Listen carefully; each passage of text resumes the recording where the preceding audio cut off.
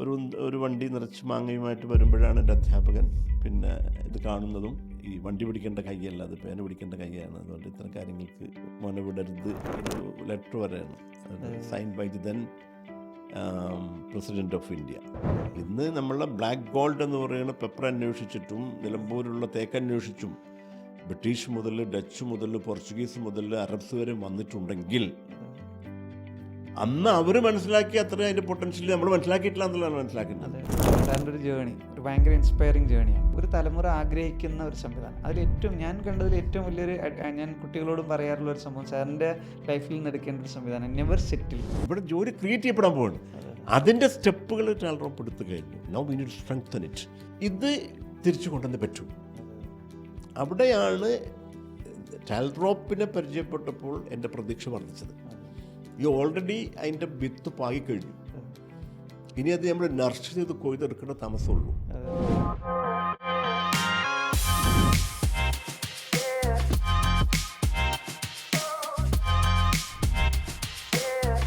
Hi all, untold സ്റ്റോറീസിൻ്റെ മറ്റൊരു അധ്യായത്തിലേക്ക് സ്വാഗതം. ഇന്ന് നമ്മളോടൊപ്പം ഒരു സ്പെഷ്യൽ അതിഥിയാണ് ഡോക്ടർ അബ്ദുസ്സലാം മുഹമ്മദ്. അദ്ദേഹത്തെ പറ്റി നമുക്ക് വളരെ ഡീറ്റെയിൽ ആയിട്ട് അറിയാം, എല്ലാവർക്കും അറിയാവുന്നതാണ്. നമ്മുടെ മർക്കസ് നോളജ് സിറ്റിയുടെ CEO ആണ്. അദ്ദേഹം ISROയുടെ മുൻ സയൻറ്റിസ്റ്റ് കൂടിയായി. അദ്ദേഹം വലിയൊരു ഇന്നോവേഷന് തുടക്കമിട്ടു, അല്ലെങ്കിൽ വലിയ ഇന്നോവേഷൻസും നമ്മളെല്ലാവരും ഇൻസ്പയർ ചെയ്യുന്ന പല പ്രോജക്റ്റുകളും ഹെഡ് ചെയ്ത ആൾ കൂടിയാണ്. അദ്ദേഹത്തെ ഏറെ ആദരവുകളോടെ നമ്മുടെ പോഡ്കാസ്റ്റിലേക്ക് സ്വാഗതം ചെയ്യാണ്. Welcome sir. Thank you mister Safeer for this episode. സാറിൻ്റെ ഒരു യാത്ര നമ്മളൊക്കെ വളരെ കൗതുകത്തോടെ നോക്കുന്നതാണ്. 2015 സാർ മർക്കസ് നോളജ് സിറ്റി എന്നുള്ളൊരു ആശയം അവിടെ വരുന്നു. അതിനു മുമ്പ് സാറിൻ്റെ വളരെ ഇൻസ്പയറിംഗ് ആയിട്ടുള്ള ജേണി, സാർ GCCയിൽ ഗവൺമെൻറ്റുകൾ, വ്യത്യസ്ത ഗവൺമെൻറ്റുകളായിട്ടൊക്കെ വർക്ക് ചെയ്യുന്നു. ഇന്നിപ്പോൾ പറയുമ്പോൾ നമ്മളിപ്പോൾ ടാൽറോപ്പിൻ്റെ എക്കോസിസ്റ്റത്തിലുള്ള യൂത്തൊക്കെ, അല്ലെങ്കിൽ നമ്മുടെ കുട്ടി സയൻറ്റിസ്റ്റുകളും കുട്ടി എൻജിനീയേഴ്സൊക്കെ വളരെ കൗതുകത്തോടു കൂടി സാറിൻ്റെ ലാസ്റ്റ് സെഷനൊക്കെ അറ്റൻഡ് ചെയ്യുമ്പോഴൊക്കെ വളരെ കൗതുകം ഞാൻ കണ്ടിരുന്നു അവരിൽ. സാറിൻ്റെ ഒരു ജേണിയെ പറ്റി പറയുമ്പോൾ ഒരു യങ്സ്റ്റേഴ്സിൻ്റെ ഒരു പെർസ്പെക്റ്റീവിൽ സാറിൻ്റെ ജേണിയെ സാർ എങ്ങനെയാണ് നോക്കിക്കാണുന്നത്, അല്ലെങ്കിൽ അവരോട് എന്താണ് സാറിൻ്റെ ഒരു കമ്മ്യൂണിക്കേഷൻ? നമ്മളുടെ ഒരു കാലഘട്ടം എന്ന് പറയുന്നത് ജെൻസി ആക്സെപ്റ്റ് ചെയ്യണമെന്നില്ല. കാരണം മിനിമം റിസോഴ്സസ് അതിലൂടെ പഠിച്ചു വളർന്നതുകൊണ്ട് തന്നെ ഈ നമ്മൾ ബേസിക്കലി പറയുന്നത് പോലെ necessity is the basis of innovation. അപ്പോൾ നമുക്ക് നെസസിറ്റി ഉണ്ടായിരുന്നു, നമ്മൾ തേടി എത്തേണ്ടിയിരുന്നു റിസോഴ്സിന് വേണ്ടിയിട്ട്. മഴയും വെയിലും പിന്നെ വീട്ടിൻ്റെ അസൗകര്യങ്ങളും ഒക്കെ. പക്ഷേ അതിൻ്റെ ഒരു നല്ല വശം എന്ന് വെച്ചിട്ടുണ്ടെങ്കിൽ ആ പ്രദേശത്ത് നല്ലൊരു ഇംഗ്ലീഷ് മീഡിയം സ്കൂളിൽ പിന്നെ രക്ഷിതാക്കളെ നമ്മൾ ചേർത്തു എന്നതാണ് അതിൻ്റെ നല്ല വശമായിട്ട് കാണുന്നത്. അതുകൊണ്ട് തന്നെ ഒരു പിന്നെ വളരെ നമ്മുടെ എക്കണോമിക്കലി വീക്കറും ആയിട്ടുള്ളൊരു ബാക്ക്ഗ്രൗണ്ടിൽ നിന്നാണെങ്കിലും നമുക്ക് കിട്ടിയ എക്സ്പോഷർ വെരി ഹൈ ആണ്. ആ സ്കൂൾ സാധാരണ നല്ല ആളുകളുടെ, അല്ലെങ്കിൽ അത്യാവശ്യം സാമ്പത്തിക ശേഷിയുള്ള ആളുകളുടെ കുട്ടികൾ പഠിക്കുന്ന സ്കൂളായതുകൊണ്ട് തന്നെ അതൊരു നല്ലൊരു ഓപ്പർച്യൂണിറ്റി ആയിട്ട് കാണുന്നുണ്ട്. അപ്പോൾ ഇവിടെ നമുക്ക് പറയാനുള്ളത് ഒരാളുടെ വളർച്ചയിൽ സെവറൽ ഫാക്ടേഴ്സ് ഉണ്ട്. ഒന്ന് രക്ഷിതാക്കൾ തന്നെയാണ്. 2 എന്ന് പറയുന്നത് നമ്മുടെ അധ്യാപകരാണ്.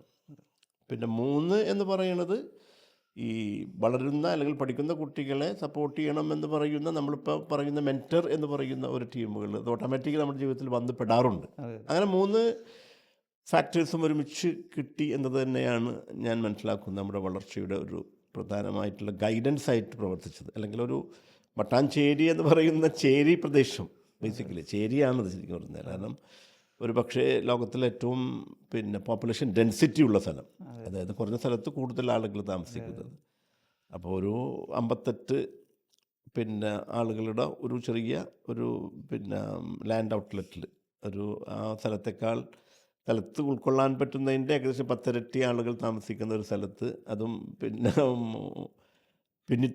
അതായത് ഒന്ന് ബാക്ക്ഗ്രൗണ്ടിലേക്ക് പോയിക്കൊണ്ട് ചിന്തിക്കുമ്പോൾ ഒരിക്കലും ആക്സെപ്റ്റ് ചെയ്യാൻ പറ്റാത്തൊരു ഫാക്ടറാണ് ഈ ഷെയർഡ് ടോയ്ലറ്റ്സ് എന്ന് പറയുന്നത്. 58 പേർക്ക് ഒരു കക്കൂസ് എന്ന് പറയുന്ന അത് മാത്രമാണ് ആലോചിക്കുമ്പോൾ നമുക്കൊരു നെട്ടലുണ്ടാകുന്നത്, എങ്ങനെ അതിൽ നമ്മൾ പോയിരുന്നു എന്നുള്ളത്. കാരണം പലരും പോയിട്ടുണ്ടാകും, സിഗരറ്റ് വലിച്ചിട്ടുണ്ടാകും, പിന്നെ മുറുക്കി തുപ്പിയിട്ടുണ്ടാവും. അപ്പോൾ അതിൽ പോയിട്ടാണ് നമ്മൾ രാവിലെ സ്കൂളിൽ പോകുന്നതിന് മുമ്പ് നമ്മൾ പോകേണ്ടതും മറ്റു കാര്യങ്ങൾ ചെയ്യേണ്ടതൊക്കെ തന്നെ. അതുകൊണ്ട് തന്നെ നമുക്ക് സർവൈവൽ ഈസിയായി. എവിടെ പോയാലും ഇന്ത്യയുടെ പല ഭാഗത്ത് ജോലി ചെയ്യാൻ കഴിഞ്ഞപ്പോഴും അതൊരു നല്ലൊരു ഫാക്ടറായിട്ട് ഉണ്ട്. അപ്പോൾ ഈ അധ്യാപകരുടെ റോൾ എന്ന് പറയുമ്പോൾ എൻ്റെ ഒരു അധ്യാപകൻ തന്നെയാണ് ഒരു വഴിത്തിരിവിന് കാരണമായിട്ട് ഞാൻ മനസ്സിലാക്കുന്നത്.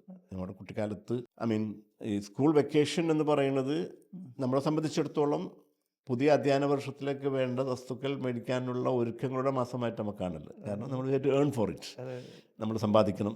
അങ്ങനെ മാങ്ങ വിൽക്കാൻ ഇറങ്ങിയിരുന്നു. മാങ്ങ വിൽക്കുക എന്ന് പറഞ്ഞാൽ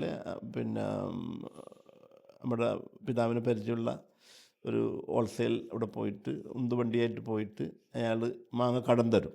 അത് വന്ന് സ്ട്രീറ്റിട്ട് വിറ്റിട്ട് ആ വിറ്റതിൻ്റെ അതിൻ്റെ മുതൽ അയാൾക്ക് തിരിച്ചു കൊടുത്ത് ബാക്കി വരും നമ്മുടെ ലാഭമായിരിക്കും.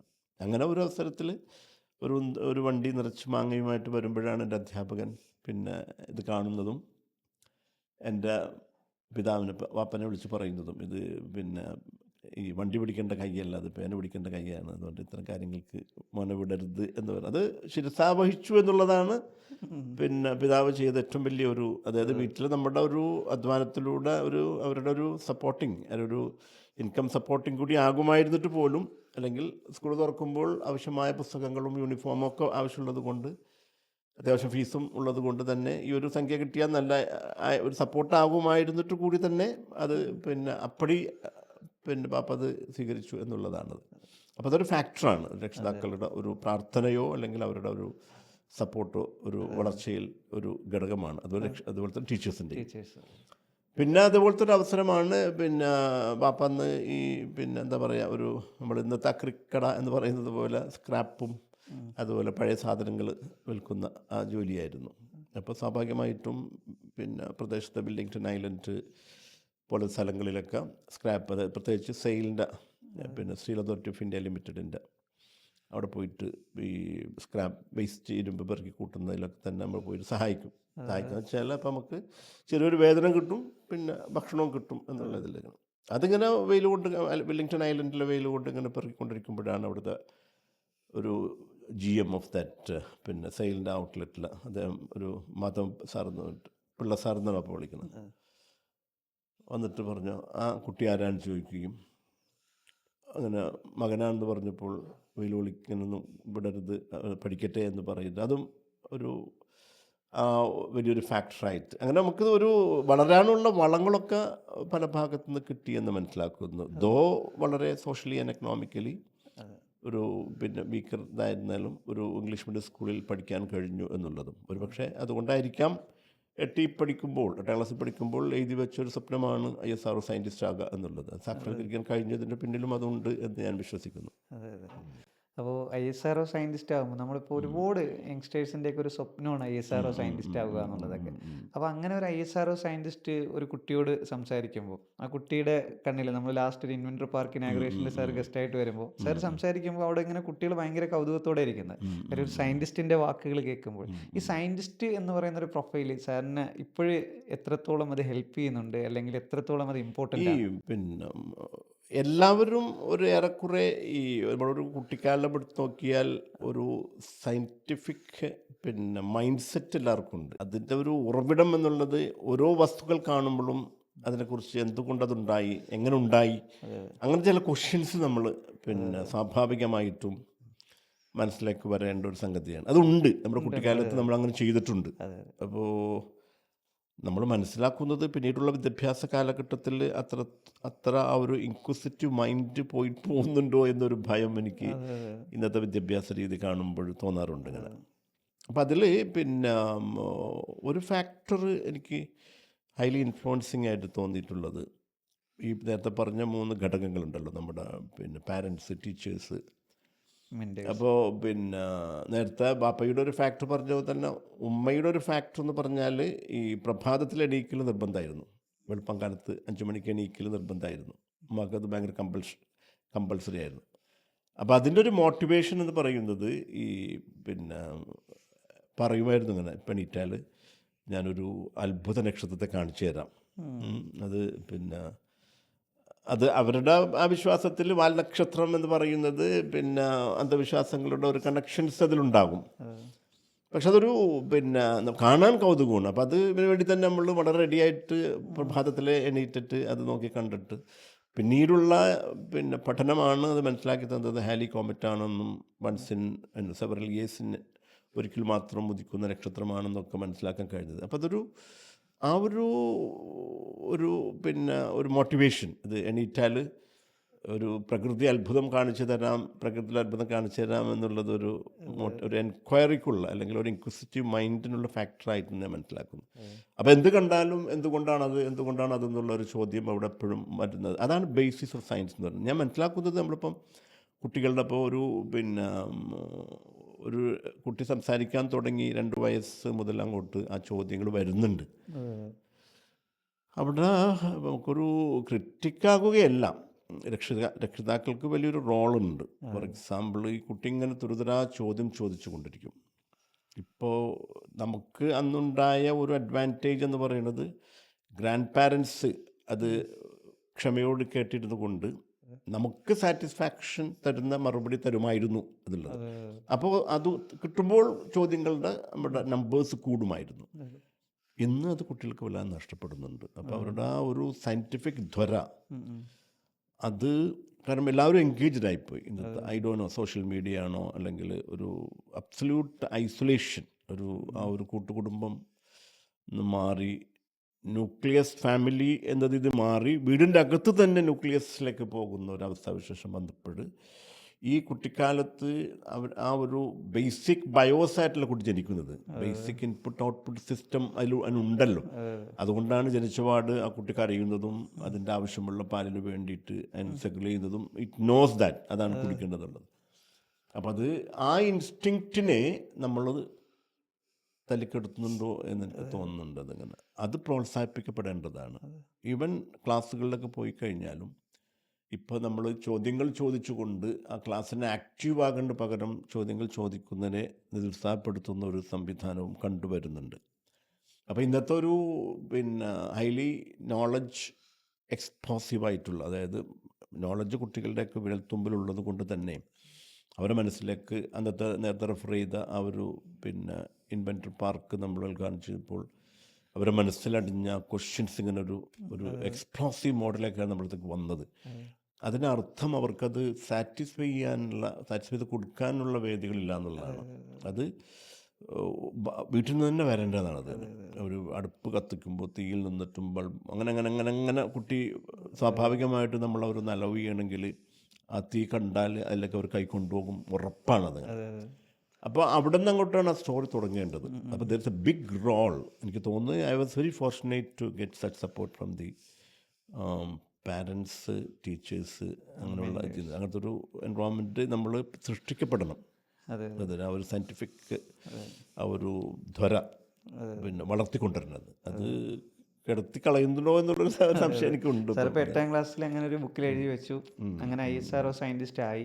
അത് പിന്നീട് സാറിൻ്റെ ലൈഫിൽ ഒരുപാട് ജേണിയിൽ അത് ആ സയൻറ്റിസ്റ്റ് എന്നുള്ള പ്രൊഫൈൽ ഭയങ്കര ഹെൽപ്ഫുൾ ആയി.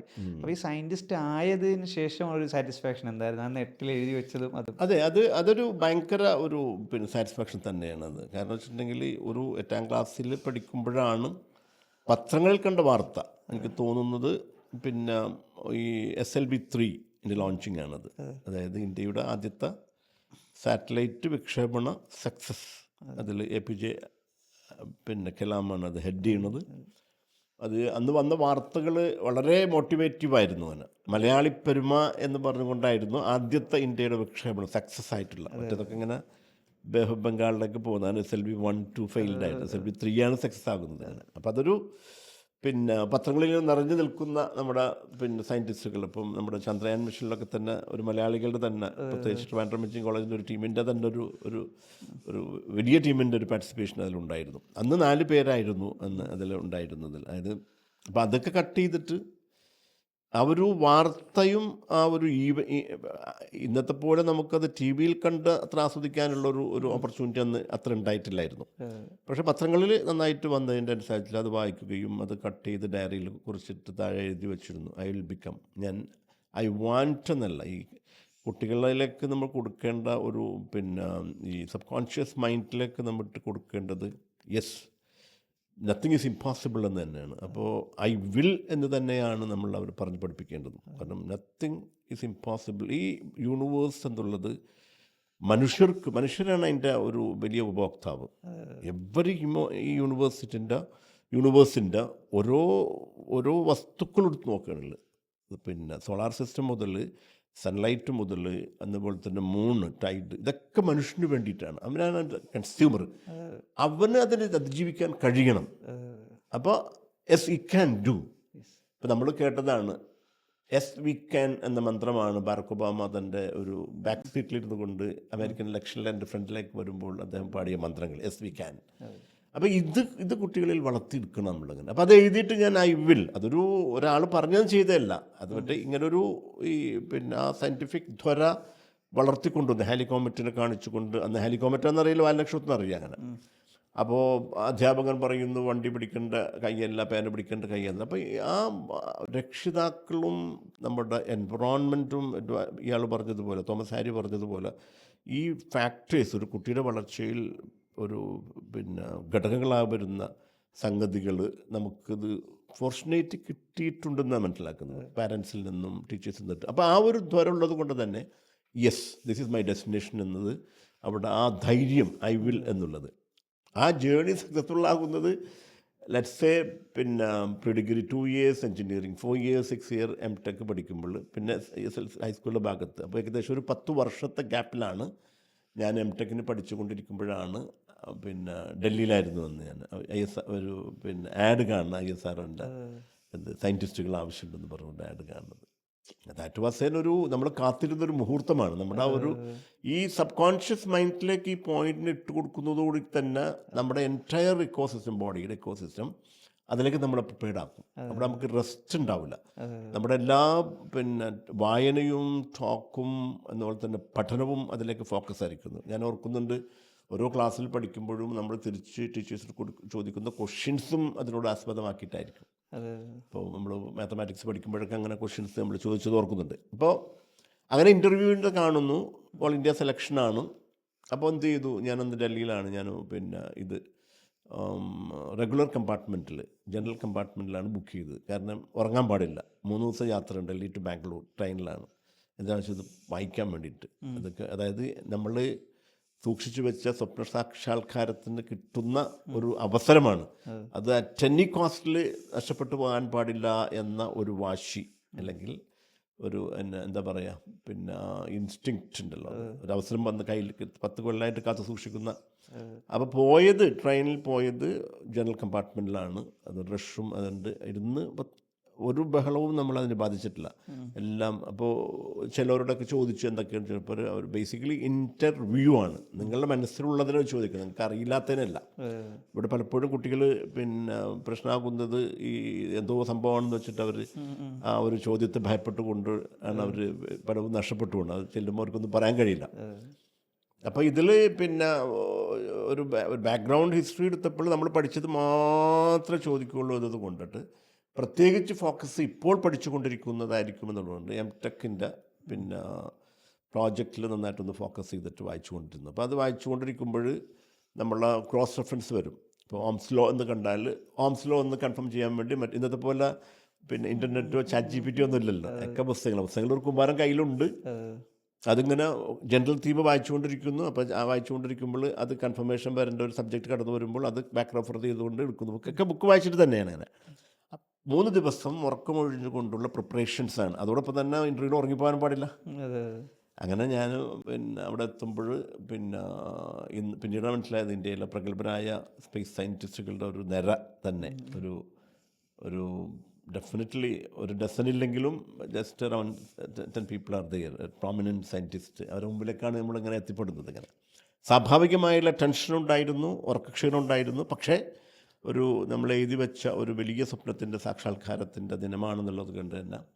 അപ്പോൾ എനിക്ക് പിന്നെ ഈ ടീച്ചിങ് ഇഷ്ടമാണ്. ഞാൻ പിന്നെ കുട്ടിക്കാലത്ത് പറയുകയാണെങ്കിൽ ഇങ്ങനെ പിന്നെ ഈ പറഞ്ഞ അധ്യാപകരിൽ തന്നെ എന്നെ ഈ മതപഠനങ്ങൾക്ക് നയിച്ച ഒരു ഉസ്താദ് ക്ലാസ് എടുക്കാൻ കൊണ്ടുപോയിരുന്നു, പഠിക്കുന്ന കാര്യങ്ങൾ ഓർത്തിരിക്കാൻ വേണ്ടിയിട്ട്. അപ്പോൾ ക്ലാസ് എടുക്കൽ, ട്യൂഷൻ എടുക്കലൊക്കെ ഉള്ളത് കൊണ്ട് ക്ലാസ് എടുക്കാൻ വളരെ ഇൻട്രസ്റ്റ് ആയിരുന്നു. അപ്പോൾ ഞാൻ അവരോട് പറഞ്ഞു, എനിക്കൊരു ചോക്കും ബോർഡും തരണമെങ്കിൽ എനിക്ക് വരച്ചിട്ട് കാണിക്കാൻ പറ്റും എന്ന് പറഞ്ഞപ്പോൾ ഉടൻ ഞാൻ അവിടെ അഡോപ്റ്റ് ചെയ്ത ഒരു പിന്നെ മൈൻഡ് പ്രിപ്പറേഷൻ എന്ന് വെച്ചാൽ okay, all these are my പിന്നെ students, I am going to teach them എന്നുള്ളതായിരുന്നു. അപ്പോൾ അത് അവർ ഡീപ്പിലേക്ക് പോയി. അതാണ് തന്നെ പല ഇൻ്റർവ്യൂ അറ്റൻഡ് ചെയ്തതിലും വളരെ ഡീപ്പായിട്ടുള്ളൊരു ഇൻ്റർവ്യൂ ആയിരുന്നു അത്. വളരെ സബ്ജക്റ്റിൻ്റെ ഡീപ്പ് ലെവലിലേക്ക് ഒന്നും പുറത്ത് ചോദിച്ചിട്ടില്ല. നമ്മൾ പഠിച്ചത് മാത്രം എത്രമാത്രം നമ്മൾ മനസ്സിലാക്കിയെന്ന്. പ്രൈമറിലി എംടെക്കിനൊന്ന് ചെയ്തുകൊണ്ടിരിക്കുന്ന തെസീസായിരുന്നു. അന്ന് നമ്മൾ IC 741 ഇതൊക്കെ വെച്ചിട്ട് ബോർഡിലൊക്കെ വരച്ച് ഇങ്ങനെ എക്സ്പ്ലെയിൻ ചെയ്ത്. അപ്പോൾ ഞാനൊരു അധ്യാപനമായിട്ട് അവർ മാറുന്നു. എനിക്ക് തോന്നുന്നൊരു 1.5 മണിക്കൂറോളം ഇൻ്റർവ്യൂ നീണ്ടു നിന്നിരുന്നു ഞാൻ. അപ്പോൾ അവർ വന്നിട്ട് അത് കഴിഞ്ഞിട്ട് അവർ വന്നിട്ട് ഇരിക്കാൻ പറഞ്ഞു, ചായ തന്നു. അപ്പോൾ അങ്ങനെ പിന്നെ ഒരു പോസിറ്റീവ് വൈബ് അവിടെ നിന്ന് കിട്ടിയിരുന്നു. ആ ഇൻ്റർവ്യൂ ബോഡിയിൽ നിന്ന് തന്നെ ഒരു പോസിറ്റീവ് വൈബ് കിട്ടിയിരുന്നു. അങ്ങനെ തിരിച്ചു വന്നത് റിസർവ്ഡ് കമ്പാർട്ട്മെൻറ്റിലായിരുന്നു. എന്നിട്ട് ഉറങ്ങാൻ വേണ്ട അവർക്ക് ക്ഷീണത്തിൻ്റെ. അതിനകത്ത് കഴിഞ്ഞൊരു വലിയൊരു മുഹൂർത്തമായിരുന്നു. 2-3 മാസം കഴിഞ്ഞപ്പോൾ ഒരു ലെറ്റർ വരെയാണ് അത് sign by the then president of India. പിന്നെ പ്രോബ്ലി ഐ തിങ്ക് ശങ്കർദാസ് ശർമ്മയെന്ന് തോന്നുന്നുണ്ട് അദ്ദേഹത്തിൻ്റെ ഇതിൽ പ്രസിഡൻഷ്യൽ ഓഫീസിൽ നിന്നാണ് നമ്മൾ അപ്പോയിൻ്റ് ചെയ്തുകൊണ്ടുള്ള ഒരു ലെറ്റർ വരുന്നത്. അത് യു കൻ ഇമാജിൻ നമ്മൾ ഒരു 10 വർഷത്തോളം കാത്തു സൂക്ഷിച്ചൊരു സ്വപ്ന സാക്ഷാത്കാരത്തിൻ്റെ ഒരു വലിയ മൊമെൻ്റ് തന്നെയായിരുന്നു അത്. ആ മൊമെൻറ്റിനെ ആഘോഷിക്കാൻ നമ്മളൊപ്പം തന്നെ നാട്ടുകാരും കൂടി എന്നുള്ളതായിരുന്നു. പിന്നെ ഇന്ത്യയുടെ ഏറ്റവും ഒരു അഭിമാനമായ ISROയിൽ ജോലി കിട്ടി എന്നുള്ളത് ഒരു ചേരി പ്രദേശത്ത് നിന്ന് എന്നതുകൊണ്ട് തന്നെ അവരുടെ സ്വീകരണങ്ങളും ലൈബ്രറി ഉദ്ഘാടനങ്ങളും ഒക്കെ ആയിട്ട് അത് നല്ലൊരു അനുഭവവും പിന്നെ അതിൽ നിന്ന് കിട്ടിയ ഒരു കോൺഫിഡൻറ്റുമാണ് പിന്നീടുള്ള യാത്രയിൽ ഇന്നും ഒരു ഗൈഡൻസ് ആയിട്ട് മാറുന്നത്. അത് തന്നെ അവിടെയും ഈ പറഞ്ഞതുപോലെ തന്നെ ഭയങ്കര സപ്പോർട്ടിംഗ് ആയിരുന്നു. ഇപ്പോൾ നമുക്ക് ISROനെ കുറിച്ച് പറയുകയാണെങ്കിൽ അവിടുത്തെ പിന്നെ ഹൈലി സപ്പോർട്ടിംഗ് ആയിരുന്നു. പിന്നെ ബോസായിരുന്ന പലരും തന്നെ നമുക്ക് അതിന് വേണ്ടിയുള്ള എല്ലാ സൗകര്യങ്ങളും ചെയ്തു തന്നു. പഠിക്കാനും വളരാനും ഉള്ള എല്ലാ ഓപ്പർച്യൂണിറ്റീസും അവിടെ ഉണ്ടായിരുന്നുള്ളൂ. അതെ അതെ. അപ്പോൾ ISRO സയൻറ്റിസ്റ്റ് എന്നുള്ളൊരു പൊസിഷനിൽ നിൽക്കുമ്പോൾ സാർ വലിയൊരു റിസ്ക് ടേക്കറാണ്.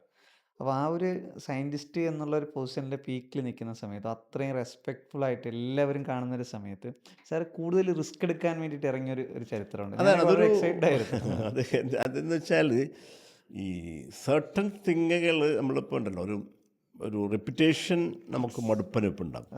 ഒരു സെർട്ടൺ പീരീഡ് കഴിഞ്ഞാൽ അവിടെ അത് മൊത്തത്തിൽ എല്ലാ സയൻറ്റിഫിക് ഓർഗനൈസേഷനും ഉണ്ടത്. പിന്നെ നമ്മളൊരു സെർട്ടൺ ഒരു 3 to 5 years ആണ് ഒരു പ്രോജക്റ്റ് ലൈഫ് സൈക്കിൾ എന്ന് പറയുന്നത്. മനസ്സിലായാലും പിന്നെ ഇപ്പോൾ ഒരു ഫണ്ടമെൻ്റൽ റിസർച്ച് എന്ന് പറയുന്ന ഒരു പ്രത്യേക സബ്ജക്റ്റിൻ്റെ പിന്നിൽ ഇപ്പം വലിയ വലിയ സയൻറ്റിസ്റ്റുകൾ പോയതുപോലെ അല്ലല്ലോ നമ്മുടെ ഈ ഒരു ഇത് നേച്ചർ വെച്ചിട്ടില്ല. നമുക്ക് വാട്ട് എവർ ഇറ്റ് ഈസ് നമുക്ക് പിന്നെ തരുന്ന ജോലിയുടെ നേച്ചർ അനുസരിച്ചിട്ട് നമുക്ക് നല്ല എക്സൈറ്റ്മെൻറ്റ് ഉണ്ടാവും. അത് കഴിയുമ്പോൾ സ്വാഭാവികമായിട്ടും പുതിയ പ്രോജക്റ്റിലേക്ക് നമ്മൾ മാറി പോകേണ്ടതാണ്. അപ്പോൾ പിന്നെ അന്ന് ഈ കമ്പ്യൂട്ടർ സയൻസിൻ്റെ ഒരു എക്സ്പ്ലോഷൻ നടക്കുന്ന കാലഘട്ടമാണ്. പിന്നെ ഈ ഡിജിറ്റൽ ഇന്ത്യ എന്ന് പറഞ്ഞ അന്ന് ആ ഒരു പിന്നെ എന്താ പറയുക ഈ ഫസ്റ്റ് ഡിജിറ്റൽ ഇന്ത്യൻ്റെ ഡ്രൈവ് നടക്കുന്നത്. പിന്നെ ഒരു കമ്പ്യൂട്ടറിൻ്റെ ഒരു കുതിച്ചു കയറ്റം നടക്കുന്ന സമയത്താണ് പല ജോബ് ഓഫർ അട്രാക്റ്റീവായിട്ടുള്ള ജോബ് ഓഫേഴ്സാണ് വരുന്നത്. ഡൽഹിയിൽ നിന്നും അതൊക്കെ എല്ലാം പോയി അറ്റൻഡ് ചെയ്യും. പിന്നെ ഏതായാലും ഒരു മാസത്തിലൊരിക്കൽ ഒരു ഇൻ്റർവ്യൂവിന് പോകും. കാരണം വെച്ചാൽ അന്ന് പിന്നെ TAD എന്ന് വെച്ചാൽ നല്ല എമൗണ്ടാണ് കിട്ടുക.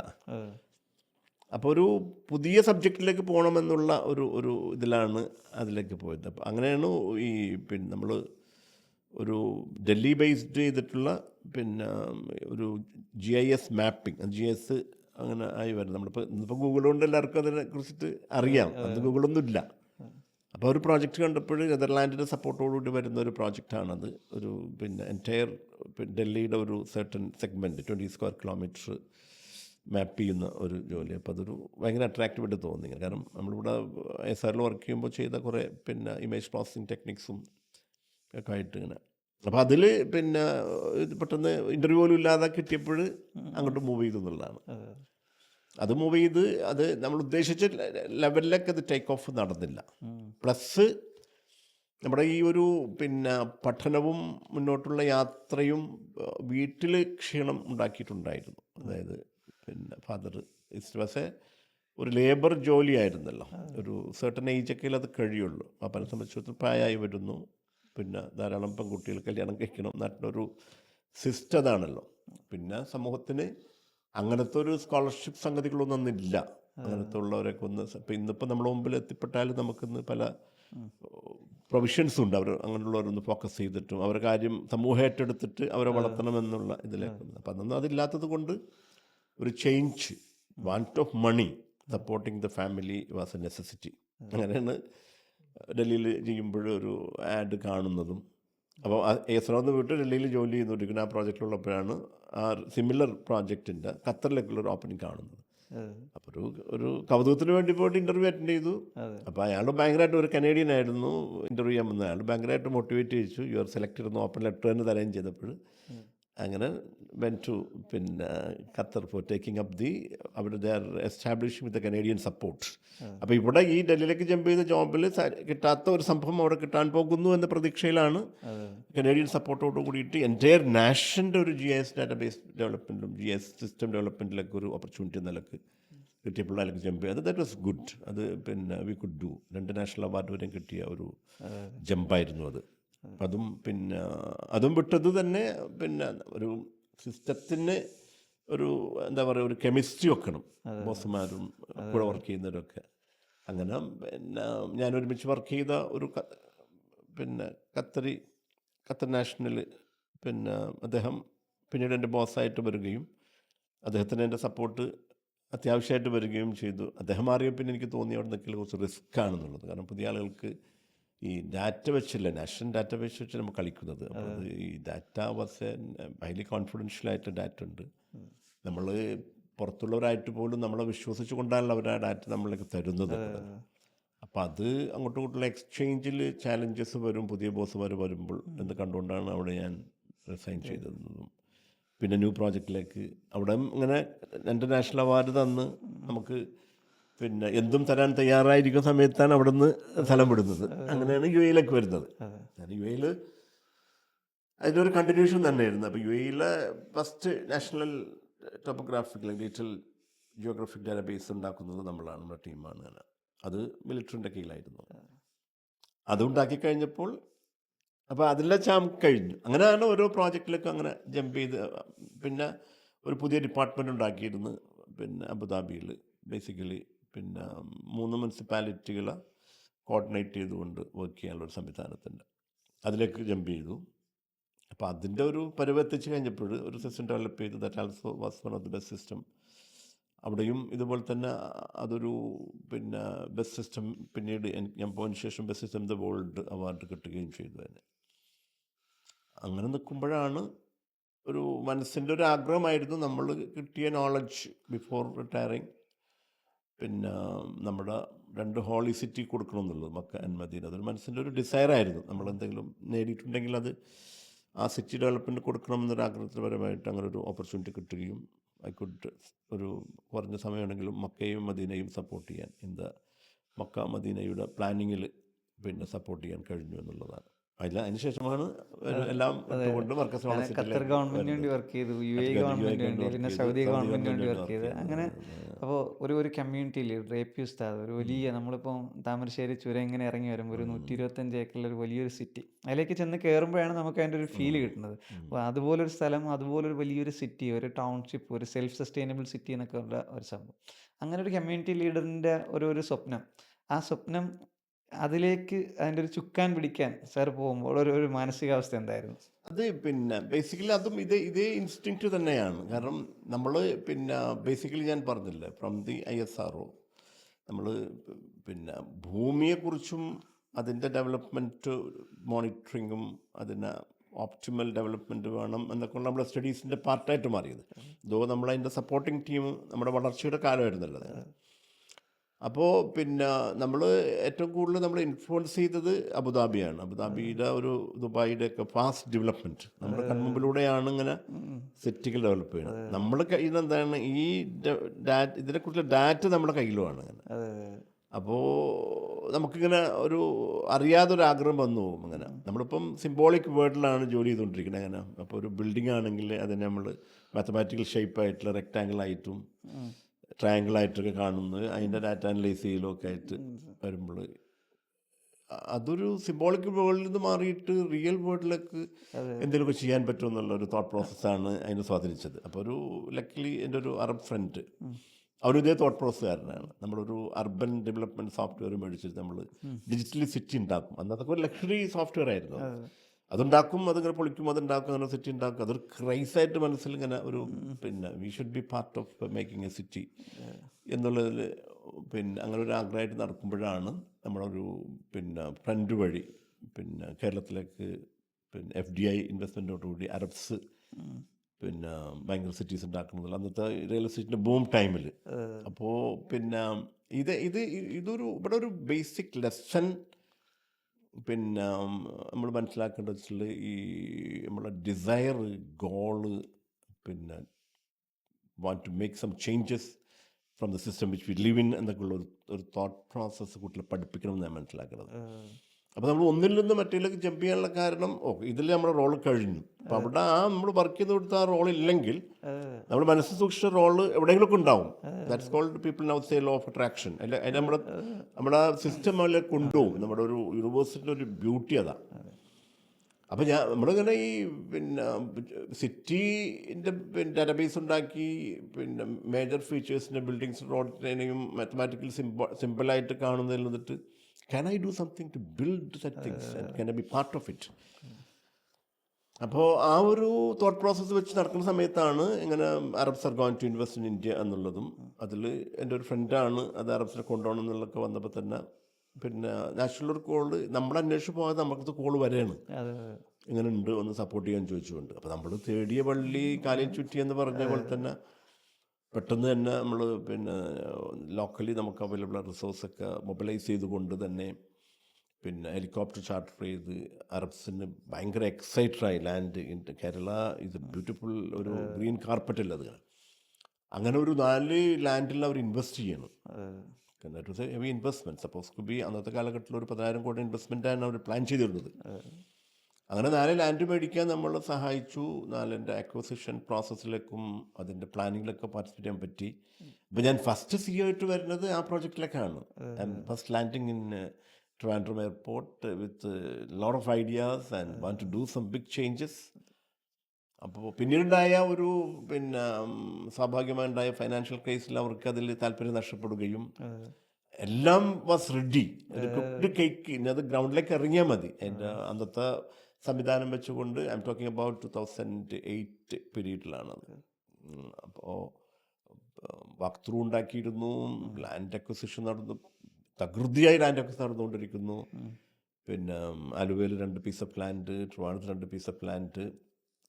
അതിൻ്റെ പിന്നെ ഗ്രൗണ്ട് ബ്രേക്കിംഗ് പരിപാടി വരെയും കഴിഞ്ഞ സമയത്താണ് ടക്ക് എന്ന് പറഞ്ഞിട്ട് അത്. അപ്പോൾ അത് എന്തായി അവിടെ അത് അസ്തമിച്ചു. അപ്പോൾ അത് ഈ ഡിസയർ അപ്പോഴും അസ്തമിച്ചിട്ടില്ല, പ്രോജക്റ്റ് അസ്തമിച്ചിട്ടുള്ളൂ. അങ്ങനെയാണ് പിന്നെ ഒരു സിമിലർ റിക്വസ്റ്റായിട്ട് എൻ്റെ അടുത്ത് സിറ്റി പണിയാൻ വരാനല്ല വന്നത്. ഇപ്പം അത് അന്ന് പിന്നെ അവർ മർക്കസിൻ്റെ സ്ഥാപനങ്ങളുടെ കൺസോൾട്ടേഷനായിട്ട്, കാരണം ധാരാളം സ്ഥാപനങ്ങൾ മർക്കസിനുണ്ട്, educationally the doing good job.